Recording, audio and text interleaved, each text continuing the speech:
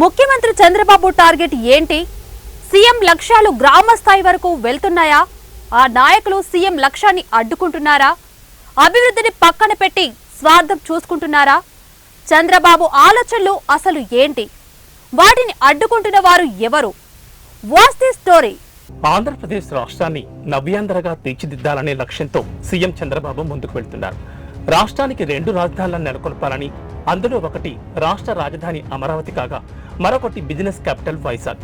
ఇందులో భాగంగానే విశాఖపట్నానికి భారత అతిపెద్ద సంస్థ టీసీఎస్ ను తీసుకొచ్చారు. దీంతో విశాఖ నగరం మరింత అభివృద్ధి చెందనుంది. మరోవైపు రాజధాని అమరావతిని నిర్మించి తీరుతామని సీఎం స్పష్టం చేశారు. ఇందులో భాగంగానే రాష్ట్ర ప్రభుత్వం ముందుకు వెళ్తోంది. పలుమార్లు ఢిల్లీకి వెళ్లిన సీఎం చంద్రబాబు రాజధాని నిర్మాణానికి కావలసిన నిధులతో పాటు అక్కడ ఏర్పాటు చేయాల్సిన పలు ప్రాజెక్టులపై ప్రధాని మోడీతో చర్చించారు. సీఎంతో పలు అంశాలపై చర్చించిన ప్రధాని అందుకు సానుకూలంగా స్పందించారు. ఇందులో భాగంగానే అమరావతికి చెన్నై, సికింద్రాబాద్లను కలిపే విధంగా రైల్వే ట్రాక్ ఏర్పాటుకు గ్రీన్ సిగ్నల్ ఇచ్చారు. అంతేకాకుండా అమరావతికి బుల్లెట్ ట్రైన్ను ప్రతిపాదించే అంశం గురించి సైతం ఆలోచిస్తున్నట్లు కేంద్రం తెలిపింది. ఇదంతా సీఎం చంద్రబాబు రాజధాని కోసం భూములిచ్చిన రైతుల కోసమే చేస్తున్నారని చెప్పడంలో అతిశయోక్తి లేదు. దీంతో రాజధాని రైతులు డెవలప్ అవడమే కాకుండా రాజధాని సైతం అభివృద్ధి చెందుతుందని నిపుణులు అంటున్నారు. చంద్రబాబు తన దశాబ్దపు అధికార అనుభవాన్ని వినియోగిస్తూ ముందుకు వెళుతున్నారు. ఉమ్మడి రాష్ట్రాల్లో హైదరాబాద్లో హైటెక్ సిటీకి భూమి పూజ చేసిన చంద్రబాబు హైదరాబాద్ నగరానికి పరిశ్రమలు తెచ్చి అభివృద్ధి చేశారు. అంతేకాకుండా నగర సరిహద్దుల వెంట పరిశ్రమలు స్థాపించి హైదరాబాద్ను విస్తరించారు.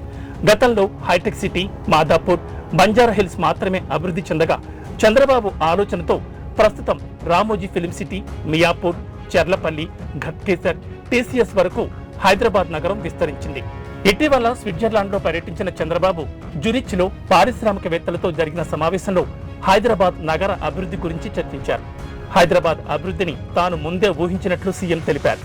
భాగ్యనగరం అభివృద్ధిని దేశంలోనే ముఖ్యమైన శక్తిగా మలచాలని తమ ప్రభుత్వం ప్రారంభించిన ఐటీ మౌలిక సదుపాయాలపై దృష్టి పెట్టారని పేర్కొన్నారు. మొదటిసారిగా భవిష్యత్ ఆర్థిక అభివృద్ధి కోసం ఐటీ రంగాన్ని ప్రవేశపెట్టాలని గతంలో తాను భావించినట్లని ఆయన గుర్తు చేసుకున్నారు. అభివృద్ధి దిశగా హైదరాబాద్లో భూములు అమ్మడం అనేది మరింత ఆకర్షణీయంగా మారిపోతుందని చంద్రబాబు వెల్లడించారు. హైదరాబాద్లో భూములు అమ్మొద్దని 2004లో అప్పటి సీఎం వైఎస్ రాజశేఖర రెడ్డికి చెప్పినట్లు గుర్తు చేశారు. హైదరాబాద్లో నా పరివారంలో నిర్మించిన ఇళ్లను పోల్చలేదని ఆయన గుర్తు చేశారు. నగరానికి మైక్రోసాఫ్ట్ వంటి ప్రముఖ సంస్థలను తీసుకురావడం కోసం ఎంతో పోరాటం చేసినట్లు గుర్తు చేసిన ఆయన ఇది తెలుగు వారికి ఎంతో గర్వకారణమైన విషయమన్నారు. హైదరాబాద్లో ఉద్యోగాలు సృష్టించడమే కాకుండా మన రాష్ట్ర ప్రజలు అన్ని రంగాల్లో రాణించడానికి అద్భుతమైన వేదికను ఏర్పరిచినట్లు స్పష్టం చేశారు. కాగా ఇదంతా దృష్టిలో ఉంచుకున్న సీఎం నవ్యాంధ్రప్రదేశ్ అభివృద్ధి కోసం ఎంత కష్టమైనా భరిస్తానని, రాష్ట్ర ప్రజలు తనకు సహకరించాలని కోరారు. ఇలాంటి గొప్ప లక్ష్యంతో ముందుకు వెళ్తున్న సీఎంకు పార్టీ నేతలే సహకరించడం లేదనే వార్తలుస్తున్నాయి. రాష్ట్ర ప్రజలకు ఉచిత ఇసుక విధానం అమలు చేయగా పలువురు టీడీపీ నేతలు ఇసుకను అక్రమంగా దారి మళ్లిస్తున్నారు.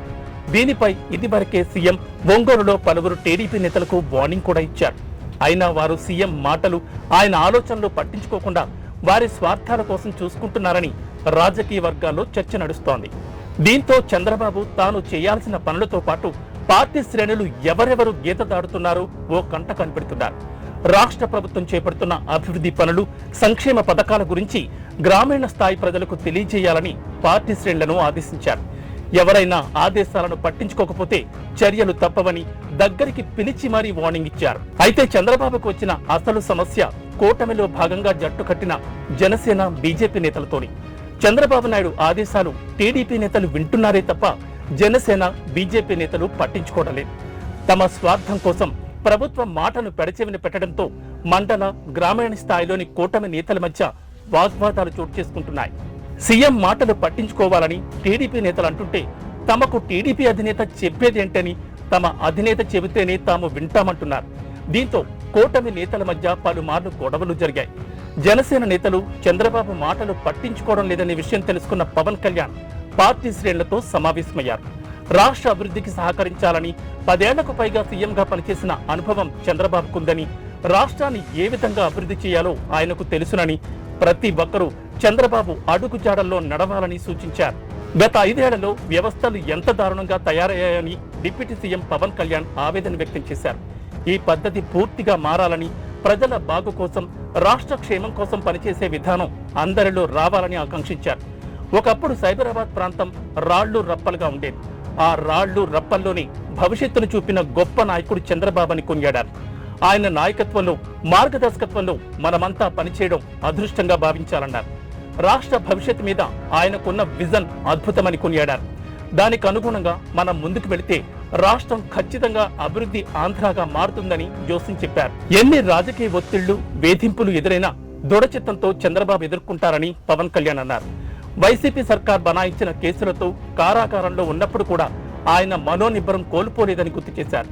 పరిపాలనా పటిమతో రాష్ట్ర అభివృద్ధి కోసం దూరదృష్టితో ఆలోచన చేసే నాయకుడు చంద్రబాబు అని కొనియాడారు. అంతేకాకుండా వైసీపీ హయాంలో విశాఖ స్టీల్ ప్లాంట్ ను అమ్మకానికి పెట్టినట్లు ప్రకటించిన కేంద్రం ఏపీ అసెంబ్లీ ఎన్నికల అనంతరం స్టీల్ ప్లాంట్ అమ్మకం అనే మాట రాలేదు. దీనికి కారణం రాష్ట్రంలో కూటమి ప్రభుత్వం ఉండడమే. CM Chandrababu, deputy CM Pavan Kalyan Visakha హక్కు, ఆంధ్రుల హక్కు అని స్టీల్ ప్లాంట్ వేల మందికి జీవనోపాధి అందిస్తోందని, కోవిడ్ లాంటి అత్యవసర సమయంలో స్టీల్ ప్లాంట్ నుంచి ఆక్సిజన్ సరఫరా చేసినట్లు ప్రధానికి పలుమార్లు వెల్లడించారు. ఆ ఆక్సిజన్ వేల మందికి జీవం పోసినట్లు గుర్తు చేశారు. దీంతో విశాఖ స్టీల్ ప్లాంట్ విషయంలో కేంద్రం వెనక్కి తగ్గినట్లు రాజకీయ విశ్లేషకులు చెబుతున్నారు. కేంద్రంలో జనసేన, టీడీపీ ఎంపీలు కీలకంగా ఉండడంతో కేంద్ర ప్రభుత్వం రాష్ట్రానికి భారీగా నిధులు కేటాయిస్తోంది. అంతేకాకుండా గత పార్లమెంట్ బడ్జెట్లో పోలవరానికి సైతం నిధులు కేటాయించింది. దీంతో ఈ 5 ఏళ్లలో రాజధాని నిర్మాణం కావడంతో పాటు పోలవరం సైతం పూర్తి కావాలనే లక్ష్యంతో చంద్రబాబు ప్రభుత్వం ఉందని రాజకీయ విశ్లేషకులు వెల్లడించారు. 3 ఏళ్లలోనే రాజధాని నిర్మాణం పూర్తి చేస్తామని సీఎంతో పాటు మంత్రులు చెప్పిన విషయాన్ని గుర్తు చేశారు. కాగా పోలవరం నిర్మాణం కోసం ప్రభుత్వం ప్రత్యేక శ్రద్ధ పెట్టింది. నిర్మాణంలో వేగం పెంచిన ప్రభుత్వం గత ప్రభుత్వం ప్రాజెక్ట్ ఎత్తు పెంచాలని తీసుకున్న నిర్ణయాన్ని తిరస్కరించింది.